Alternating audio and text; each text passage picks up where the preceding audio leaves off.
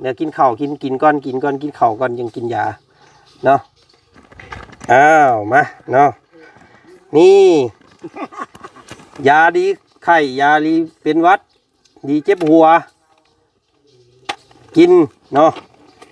นี่พี่น้องอันนี้เป็นยาจากฝั่งต่างประเทศเนาะทางอันว่าเมวันสุริเพชรเพิ่นฝากมาให้เนาะนี่น้องบุตรเอาปันให้ย่ายเพิ่นกินน้ำก็ได้เด้อนี่มันจะเป็นมิดใหญ่ๆแบบนี้กินมิดนึงลองกินรสกินในเจ้าที่อยากนอนเด้อให้ย่ายเอาไว้กินปันย่ายน้ำนี่ย่ายได้แล้วบาทนี่ให้สร้างเพิ่นลึบไม่ลึบสีขาวออกจวดไปสั้นละกิ่งไปรอบเดียวพอไม่ต้องหลายรอบ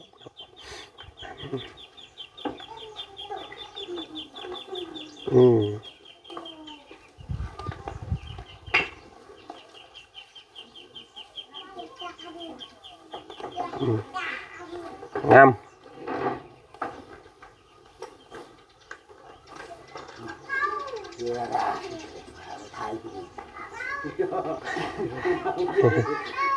มาแทนเนาะเป็นจังใดบัดนี้พี่น้องไงเนาะงามใครแน่อยู่บ่เนาะก็เป็นประสบการณ์ใหม่ของสร้างเพิ่นนำ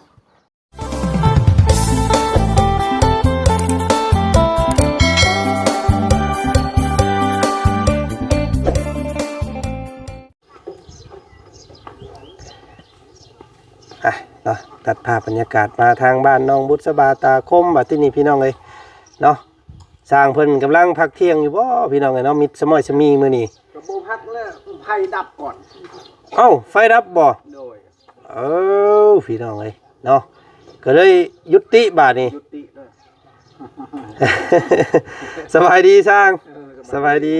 เนาะโอ้ยสร้างเลยโทรถามทางบ่าวบุญเพิ่นแล้วเมื่อวานนี่เพิ่นว่าโอ้ยสร้างค้าพิษแล้วเพิ่นว่าเนาะสีขาวนี่ให้ท่าบกกบเพิ่นว่าบ่ได้ให้ท่าลูกติ้งว่าซั่น สงสัยพังกันบ่เข้าใจว่านี่เนาะเข้าใจคนละเรื่องกันพี่น้องเอ้ยแต่ว่าบ่เป็นหยังมื้อนี้บ่าวบุญเพิ่นให้บ่าวจันทร์ซื้อสีมาให้นี่เป็นสีสีท่าลูกติ้งเลยนี่ท่าเบิดเลยนี่มันนี่เนาะอันว่าลูกติงทั้งอันไม่ขอบมันนี่แล้วเนาะให้เป็นสีตัวนี้ไปเลยขอบตัวนี้บ่อันนี้ขอบนี่นี่สีอธิบายเพิ่นก็คักก่อนลูกติงแล้วกับอันนี้นี่โดยนี่ท่าสีนี่เด้อโดยเนาะเอาเป็นสีตับหมูพี่น้องไงหรือว่าสีเปลือกมังคุดเพราะว่าจะสิเอาสีอ่อนนี่ยันบ่ลึบเนาะยันบ่กินสีขาวนะมีแต่สิให้ทางลองแก้เบิ่งเอาสั่งบ่ได้ผสมหมองน้ำมันบ่ผสมก็ได้คำว่ามีน้ำมันก็ใส่น้อยนึงเพิ่นว่าแต่บ่ใส่ก็ได้บ่จันทาเฮือนน้องงามหมู่ก่อนนั้นได้อยู่ได้คือกันซื้อมาถังบักใหญ่เลยพี่น้องคือสิพออยู่ดอกพออยู่เดี๋ยวอธิบายให้คักก่อนนี่จ้าจิโนคนละเรื่องอีกเนาะอันนี้มันก็ท่าโดยแม่อันนี้มันใดนี่ท่าให้เป็นสีเดียวก็ได้เลยอันนี้ก็ท่าให้เป็นสีเดียวนี่เด้เก้าโซนอันมันท่ายากกี่ยามันแหละอันนี้มันยันมันขึ้นยากเจ้าสิขึ้นไปท่าพุ่นโหยากนะอันท่าไปเลยลูกติงลูกตังแถวนั้นกกเสาโบท่าเนาะท่าเฉพาะตัวนี้พ่อเนาะเข้าใจเนาะวันนี้เนาะเอาลองเบิ่งพี่น้องเลยเนาะสิเรียนว่าบุญเพิ่นบอกกันบอกเข้าใจกันเนาะเพิ่มอันคือเก่ามื้อนี่ขอบใจกินคุมื้อบ่เป็นหยังบ่สร้างบ่เป็นหยังนะเมื่อจะว่ากลางค่ำกลางคืนนอนบ่หลับอยู่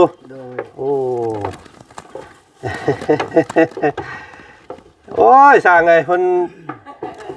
อันนั้นเด้อเพิ่นให้เปลี่ยนใหม่เด้อเพิ่นว่าให้ลึบสีขาวออกเนาะลึบสีขาวออกกันให้เป็นสีอันนี้เบิดบาดนี่ลองแก้เบิ่งอยู่สร้างเฮาสิลองท่าเบิ่งหน่อยนึง มันเป็นสีแบบใดเนาะแต่ว่าตามที่ว่าจันซื้อมาเมื่อก่อนนี่เป็นสีอันเปลือกมังคุดพี่น้องสีคืออันนั้นน้องสอนเพิ่นนี่โอ้มืดคือบาดนี้เนาะตัวยังตัวนี้กับสนักกันแล้วนี่เนาะพ่ออยู่บ่อ้ายไม่พออยู่เดืออีกเนาะเรือบ่เรือแล้วไม่ชะลาดิเรืออยู่เดือจักแผ่นบัดไม่เสลาตับหนึ่งและหาแผ่นมั้งโอ้ธรรมดาสำนันเนาะเดือซ้ำนี่ธรรมดาแล้วยังมุมเดียวนี่พี่น้องเลยเนาะแล้วมุมตัวนี้ก็ถือว่าสำเร็จก็ใส่ไหวประตูบาดนี้มีแต่ให้สร้างเพิ่นคอยท่าอันนี้แหละเนาะท่าเพิ่นเลยนะไอเด้อท่าทั้งตัวไม้มันทั้งตัวมุนี่มันนี่มันเอาเป็นสีนี่เบิดโลดบ่ใส่สีขาวก็ยาเพิ่นว่า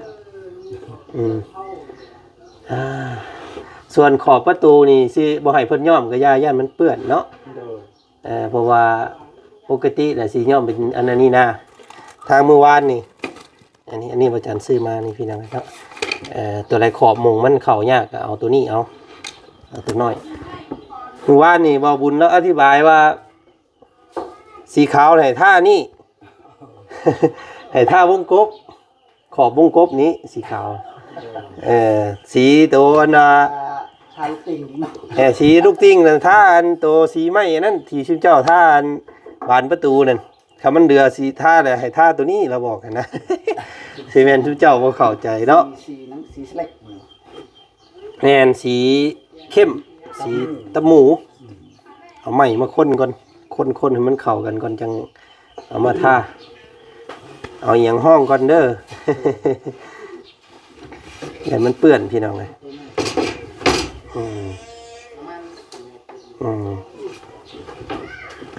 แล้วว่าฉันซื้อตัวนี้มาให้มื้อนี้กะ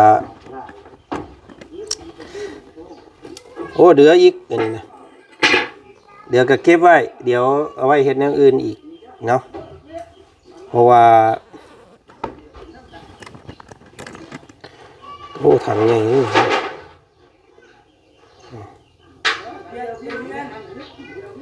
นี่นะ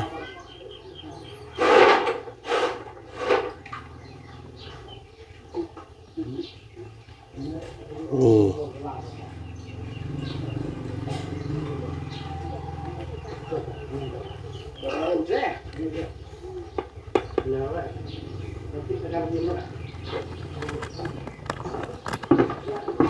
เด้อนี่งามเอาเป็นสีนี่เบิดเลย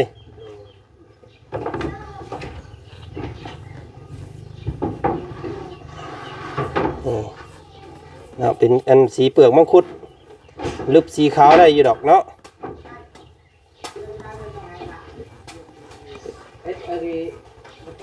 แต่ว่ามันอยากลึบยากได้พี่น้องไงเนาะเพราะว่าสีขาวเด้แต่ว่าก็ได้อยู่ต้องย่อมอันท่าหนาเอาก็ซ่อมอยู่มือแต่ทามันทาเบิดเลยแม่นเพราะว่าสีมันสีย่อยลงเลยมันเปื้อนนะนี่ต้องงั้น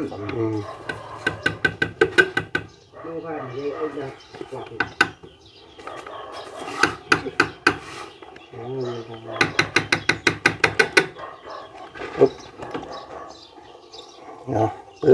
บาทเดียวเลยนี่งามเลยเห็นป่ะมันก็งามเนาะร่างยอเราวางเด้อมันถือเด้อทาง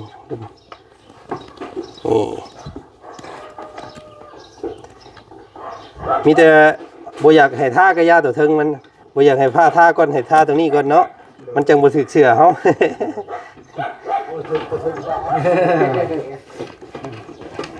เรามาให้การคนเรียนทราบกันบริการกุ้งในสีผลแหละ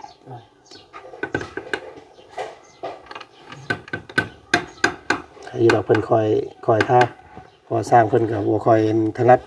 ในการท่าสีเป็นไรเราแบบพี่น้องเนาะเนาะ มันก็ไวเฮ็ดไปสิก็ไวคือกันนี่หากมันบ่ทั่วถึงตัวนี้มันบ่เข้าใช่อันนี่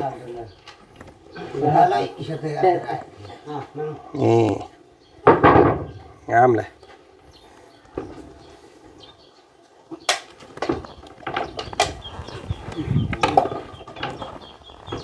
เอาให้เพิ่นเปลี่ยนใหม่พี่น้องเนาะให้เพิ่นลึบสีขาวทารถอันน่ะลูกติงมันก็ทาเบิดคือกันเนาะเพิ่นบ่ให้ใส่สีขาว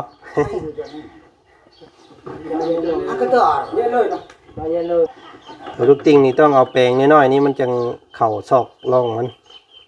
นี่ฮะ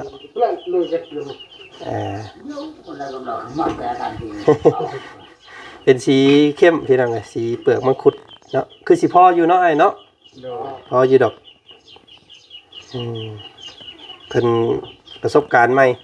เพิ่นบ่เคยอันทาสีได้พี่น้องแต่ละเฮือนเพิ่นว่าเฮ็ดแต่เฮือนแต่บ่เคยทาเราเนาะเฮ็ดเฮือนอย่างเดียวก็เลยบ่ค่อยอัน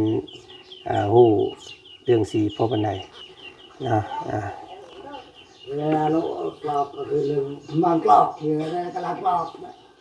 อ๋อเนาะกระลากไปกระลากเจาะงามเนาะสีนี้เนาะงามทางพ่อตู้เพิ่นก็คือสิมักอยู่ดอกว่าเมื่อวานนี่เราว่าโอ้สีขาวหลายโพดเราอ่ะมันบ่อย่างงามปานใดแลเราอ่ะเปื้อนไว้เนาะบ่งามก็บ่กล้าท่วงได้เราก็ได้เนาะผมยันสร้างสิหายเลยคิดว่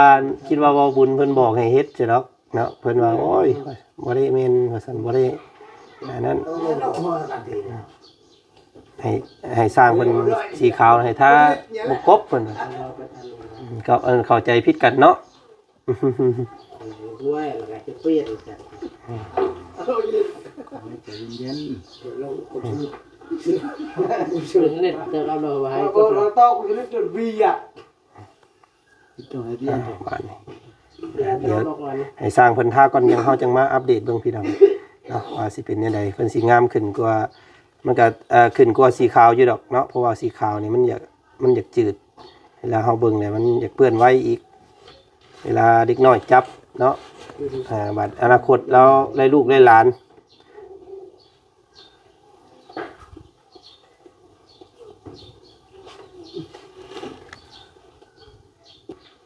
ให้สร้างเพิ่นลึบสีขาวพี่น้องลึบในภาษาเจ้าว่านี่ใดก็อ้ายลึบคือกันบ่ลึบสีเปลี่ยนสีบ่เอาสีขาวว่าซั่นซะเนาะเดี๋ยวเฮาลงไปทางดุมก่อนบัดนี้พี่น้องก็ลองเบิ่งน้องบุตรก่อนห้วย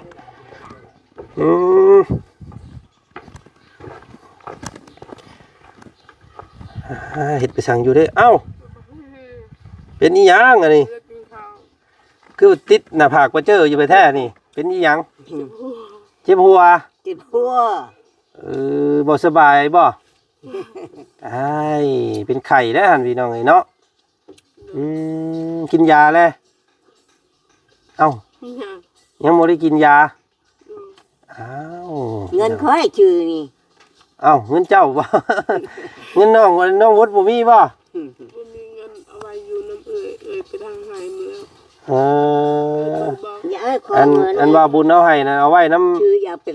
เอ้ยแหละโดยบาสิเอาไว้ให้เป็นเเราบ่ได้ไปซื้อยาซ้ำบาทนี่กินยาก็ได้เงินเนาะโอ้บ่จันมียาอยู่ยาจากต่างประเทศกินมิดนึงเลยรู้เรื่องรอดเดี๋ยวไปเอายามาให้ก่อนเด้อเดี๋ยวกินข้าวกินก้อนกินข้าวก่อนยังกินยาเนาะอ้าวมาเนาะนี่ยาดีไข้ยาดีเป็นหวัดดีเจ็บหัวกินเนาะนี่พี่น้องอันนี้เป็นยาจากฝั่งต่างประเทศเนาะทางอันว่าเมวันสุริเพชรเพิ่นฝากมาให้เนาะนี่น้องบุตรเอาปันให้ย่ายเพิ่นกินน้ำก็ได้เด้อนี่มันจะเป็นมิดใหญ่ๆแบบนี้กินมิดนึงลองกินรสกินในเจ้าที่อยากนอนเด้อให้ย่ายเอาไว้กินปันย่ายน้ำ นี่ยายเอาให้ยายเพิ่น เอาไม่ เอาไว้กินมิดนึงเด้อกินมิดเดียวบ่สบายซะก่อนจังกินเจ็บหัวก่อนจังกินเด้อเก็บไว้นี่อันนี้กล่องมันเนี่ยลองกินมึงอ๋อบ่สบายพี่น้องกับน้องบุตรเพิ่นเนาะอันนั้นเก็บไว้ดีๆเด้อ โดย บ่สบายอะไรจึงเอาไว้กินอีกเนาะมันเจ็บหัวบ่ โดย โอ้ โดย สักน้อยเหือเจ้าก็ออกประมาณ15 นาทีลองเบิ่ง ยาจากอันฝรั่งเศสแม่เพิ่นฝากมาให้เนาะเอาไว้กิน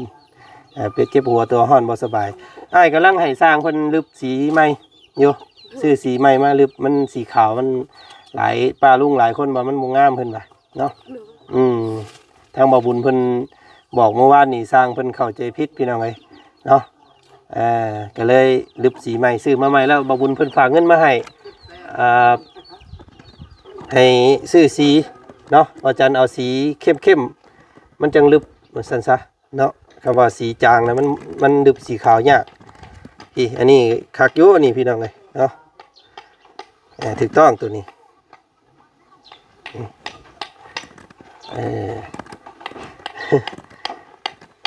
เอายังเบิ่งยังบ่ออกพี่น้องเพิ่นยังทาอยู่เพิ่นยังเฮ็ดอยู่เนาะให้ลึบมาเลย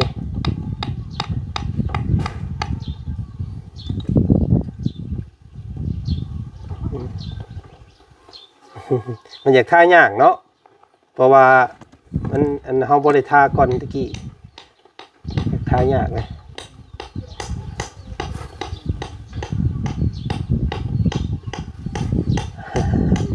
ตอนเขาอย่างเฮ็ดทาตะกอน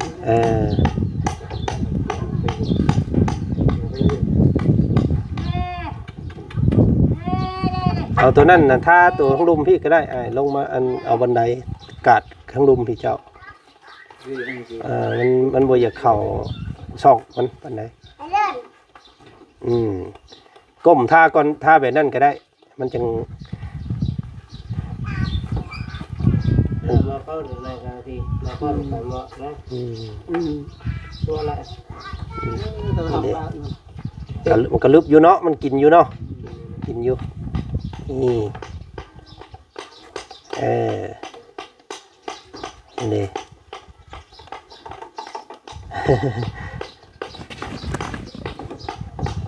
ดึบสีไม้พี่น้องดึบ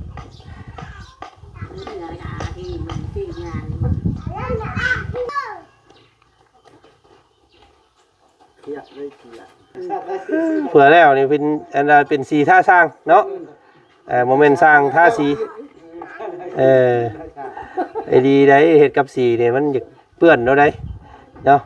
แต่ว่าสร้างยังบุเคยท่าจักเทื่อนี่เห็นกระเทกแล้วเองเปื้อนลวดอันเบิ่งอยู่ทางทึงเนาะคืออยู่เนาะพี่น้องเนาะบาทนี่ได้แล้วบาทนี่ให้สร้างเพิ่นลึบไม่ลึบสีขาวออกจวดไปสั้นละกิ่งไปรอบเดียวพอบ่ต้องหลายรอบ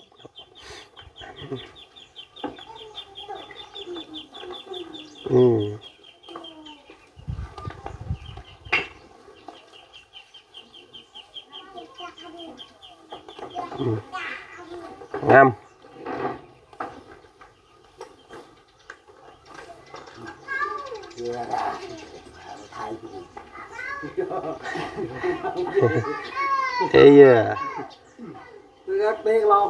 เอาเห็ดคืออ้ายเพิ่นนี่มันจังบ่เป็นกระตูดจวดเอาอันลูกกิ้งเอามันจังเกี้ยง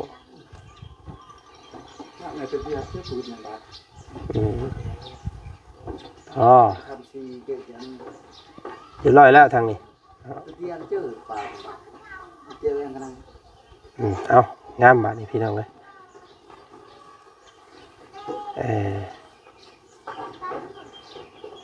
อันพอแล้วทั้งอ้ายนั้นให้อ้ายนี่เล่นให้เพื่อนเล่นเอามันจังไวแมนให้เพื่อนเล่น มันจะรับ เกลี้ยงเลย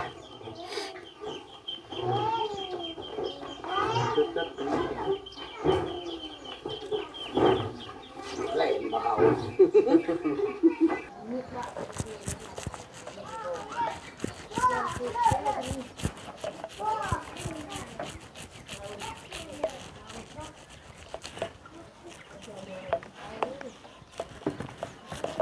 อ้าวโอเค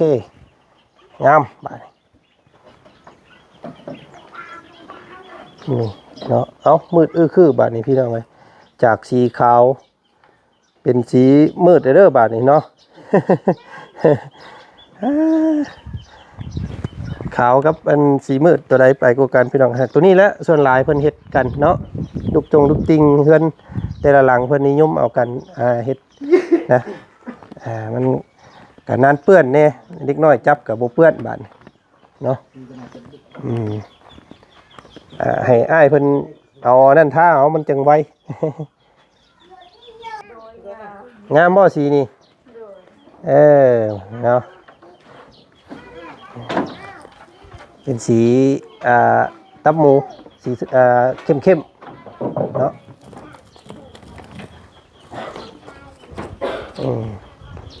นี่นะทุกไม้เลย เอาใส่เวลาอีกนิดนึงพี่น้องเลยใกล้แล้วพี่น้องเลยสิแล้วแล้วโอเค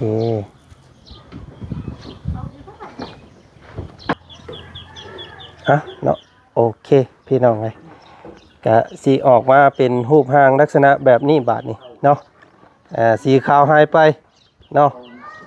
สีไม่เข้มมาแทนเนาะเป็นจังใดบาดนี้พี่น้องเลยเนาะงาม